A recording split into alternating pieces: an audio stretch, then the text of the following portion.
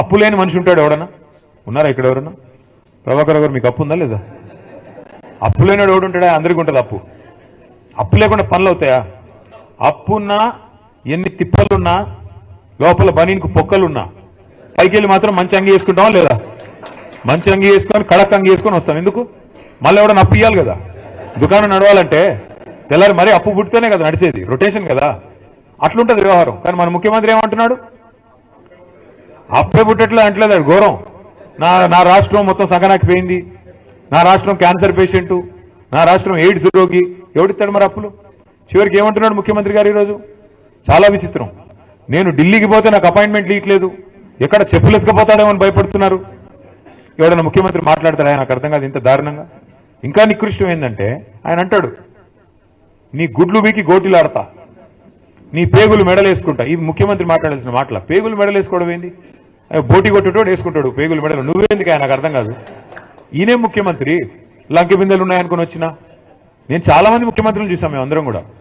రాజశేఖర రెడ్డి గారు, చంద్రబాబు నాయుడు గారు, ఎన్టీ రామారావు గారు, కిరణ్ కుమార్ రెడ్డి గారు, రోసయ్య గారు, చాలా మందిని చూసినాం.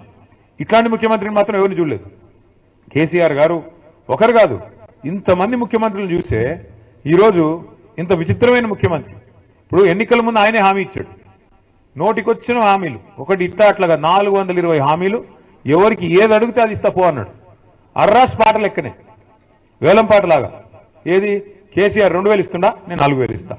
కేసీఆర్ ఒక ముసలమ్మకే ఇస్తున్నాడా, నేను ఇద్దరికి ఇస్తా. కేసీఆర్ ₹1,00,000 ఇస్తుండా, నేను తులం బంగారం ఇస్తా. కేసీఆర్ 10,000 ఇస్తుండా, నేను 15,000 ఇస్తా. కేసీఆర్ ఇంత ఇస్తే నేను అంత ఇస్తా, అంత ఇస్తే ఇంత ఇస్తా. నోటికి వచ్చినట్టు వాగి. అది కూడా ఏంటి, మళ్ళీ మీ జిల్లాలో ఉన్న ఉప ముఖ్యమంత్రి భట్టి గారు, ఆయన డైలాగులు బీభత్సమైన డైలాగులు. ఈ గ్యారంటీ కార్డు భద్రంగా పెట్టుకోండి, మేము వస్తానే ఉన్నాం, జాగ్రత్తగా దాచిపెట్టుకోండి, 100 రోజుల్లోనే చేసేస్తాం. 100 రోజుల్లో మీరు అటు పెట్టుకుంటే వాళ్ళు వస్తారు, అధికారులు వస్తారు, తీసుకుంటారు, మీకు కావాల్సినవన్నీ మీ ఖజానాలో వేసేస్తారు, మొత్తం స్వర్గం అయిపోతుంది, భూతల స్వర్గం కాంగ్రెస్ నాయకత్వంలో. ఆ రోజు డైలాగులు. ఆ రోజు అడిగారు విలేకరులు, అయ్యా మరి మీరు చెప్తున్నాయన్నీ అమలు చేయాలంటే 4 స్టేట్ల బడ్జెట్ కావాలా, 4 దక్షిణాది రాష్ట్రాల బడ్జెట్ కావాలా, ఎట్లా చేస్తారా స్వామి అంటే, మా కాంగ్రెస్ పార్టీకి చాలా తెలివి ఉంది, మాది 100 సంవత్సరాల చరిత్ర, మావాడు ఒక్కొక్కడు 6 ఫీట్లు ఉన్నాడు, మాకు తెలియలేదంటారా, బ్రహ్మాండంగా సంపద పెంచుతాం, మేము ఇది చేస్తాం అది చేస్తాం అని డైలాగులు. ఇవాళ ఏమైందా అంటే బీదర్పులు. ఏమని?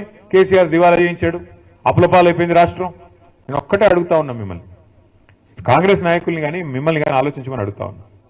కేసీఆర్ గారు ముఖ్యమంత్రిగా ఉన్నప్పుడు కరోనా మహమ్మారి మొత్తం ప్రపంచం అంతా వచ్చింది, మన దాంతోపాటు మనకు కూడా వచ్చింది. ఎవడో అనుకోలే మూతికి బట్టలు కట్టుకొని ఇంట్లో కూర్చుంటామని. కూర్చున్నాం, బతుకుంటే బల్సార్ తినొచ్చు అని చెప్పి ఎవరింట్లో వాళ్ళు నోరు మూసుకుని మొత్తం దాదాపు సంవత్సరంన్నర కూర్చున్నాం. దానివల్ల ఏమైంది? ₹1 ఆదాయం లేదు ప్రభుత్వానికి అన్నాడు, రూపాయి కూడా లేదు. ఎందుకంటే బయట పనులు జరుగుతాయి కదా ప్రభుత్వానికి ఆదాయం వచ్చేది. బొగ్గు కానీ నడిస్తే, అక్కడ బొగ్గు తవ్వితే, బొగ్గు బయటకు వస్తే, బొగ్గు అమ్మితే, అట్లే కదా ఆదాయం వచ్చేది. సింగరేణి సంస్థ కూడా దాని నుంచి వస్తుంది. అందులో మాకు కూడా ట్యాక్స్ రూపంలో గవర్నమెంట్ డబ్బులు వస్తాయి.